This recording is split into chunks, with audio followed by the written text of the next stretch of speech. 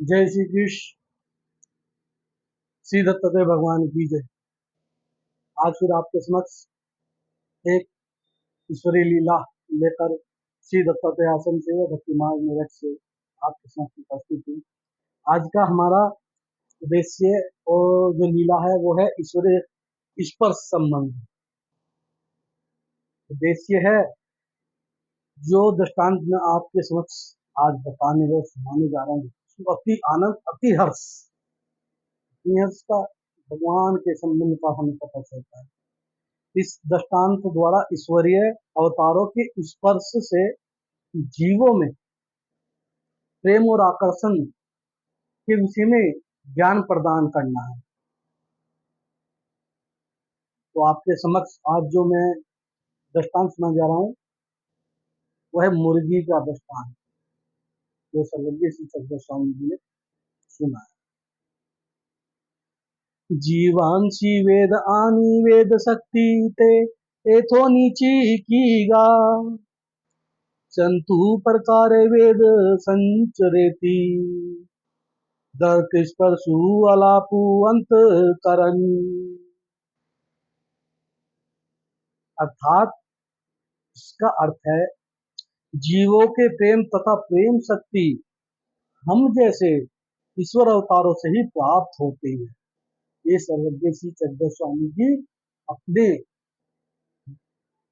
वचन से सभी भक्तों को बता रहे हैं। ईश्वर अवतार 4 प्रकार के साधन द्वारा वेद का संचार करते हैं। दृष्टि स्पर्श संभाषण और अंत कर, इन 4 साधनों द्वारा ईश्वर अवतार दान देते हैं। लीला संबंध आपके समक्ष में सुना। एक बार सिग्नापुर में घाटे हरिभट्ट की भगवान श्री चक्रधर जी से भेंट हुई। उसने भगवान को की तुलसी पत्रों से अष्टांग पूजा की और भगवान ने उसे अपने कर कमलों का स्पर्श दिया।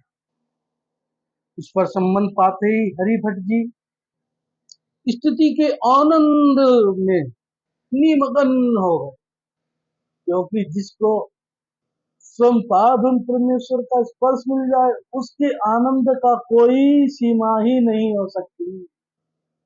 उस आनंद का तो रस दान करना इस वाचा से असंभव।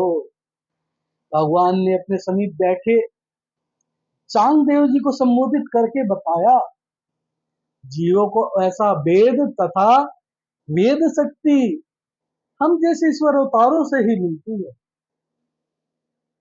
तदुपरांत भगवान ने निम्नलिखित मुर्गी का दृष्टांत निरूपित किया, वो आपके सामने में समझ करता हूँ।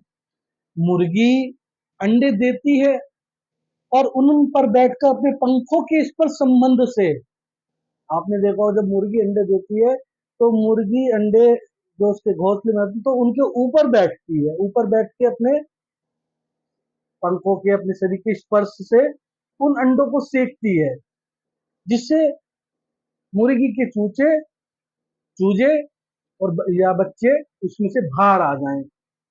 उनमें मुर्गी अपनी ममता भरी अमृत कला का संचार करती, जिससे मुर्गी के बच्चे माता के स्पर्श रूपी प्रेम को पाकर बड़े होने लगते।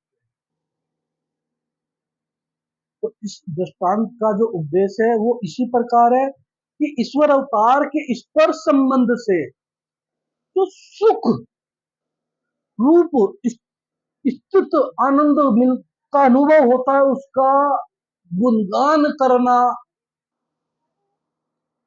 मैं नहीं कर सकता।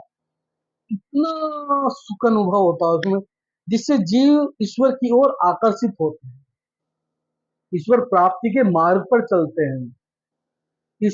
जब ईश्वर अवतार जड़ वस्तुओं को अपना स्पर्श देते हैं, संबंध देते, तो उसमें माया और कृपा शक्ति और अपनी प्रसन्नता का निवास करते। ईश्वरीय आज्ञा से ईश्वर की माया शक्ति संयोग से वियोग तथा सहायता करती है। ईश्वर की कृपा शक्ति योग्यता एवं भावुकता प्रदान करती है और ईश्वर की प्रसन्नता से हर्ष श्रद्धा आदि के कार्य होते हैं। इसी प्रकार चेतन वस्तुएं ईश्वर अवतार के स्पर्श से लाभान्वित होती है। पशु पक्षियों को ईश्वर अवतार का स्पर्श संबंध होने पर उन्हें भोग भूमि में मनुष्य देह प्राप्त होती है। जैसे पशु पक्षी का ईश्वर से स्पर्श होता था तो उनका वे योनि छूट जाती है, फिर वो मनुष्य योनियों को प्राप्त है। और ऐसे संबंध यदि देवताओं को मिलता है तो उनका आनंद तत्काल बढ़ जाता है। मनुष्य को ईश्वर अवतार का स्पर्श संबंध मिलने पर उसे अत्यधिक सुख का अनुभव है। तो आप ये आज का लीला संबंध था जो दृष्टांत मैंने सुनाया कि जैसे एक मुर्गी के स्पर्श से उसके बच्चे आनंद प्राप्ति करके अपनी माँ की छत्र छाया में होते, ऐसे ही हम लोग जब भक्ति मार्ग पर चलते हैं तो ईश्वर संबंधों से, क्योंकि आज के वक्त में ईश्वर के समीप जिस तरह पहले रह सकते उस तरह तो नहीं रहा जाता, लेकिन भगवान के अनुसरण में जो भगवान ने अपने वचन बोले उनके बताए वचनों पर चलकर, जो भगवान के विशेष संबंध है उनके उनको वंदन कर कर, सिमरन कर कर, भगवान के बताए मार्गों पर चलकर, अपने गुरुजनों के मार्गों के बताए पर चलकर, धर्म से चलकर आप भगवान की स्पर्श को, प्रेम को पा सकते हैं और पाया जा सकता है। इसलिए आप सिमरन करें, भगवत मार्ग पर भगवान को समर्पण कर दीजिए अपने आप, अपने आप को समर्पित हो जाइए भगवान को। चलाने वाले वही है, रास्ता दिखाने वही है, क्योंकि गुरुजनों के रूप में ही तो ईश्वर है। तो आप सदैव भक्ति मार्ग पर चलें, लक्ष्य लगियो तो ध्यान करें। जय श्री कृष्ण।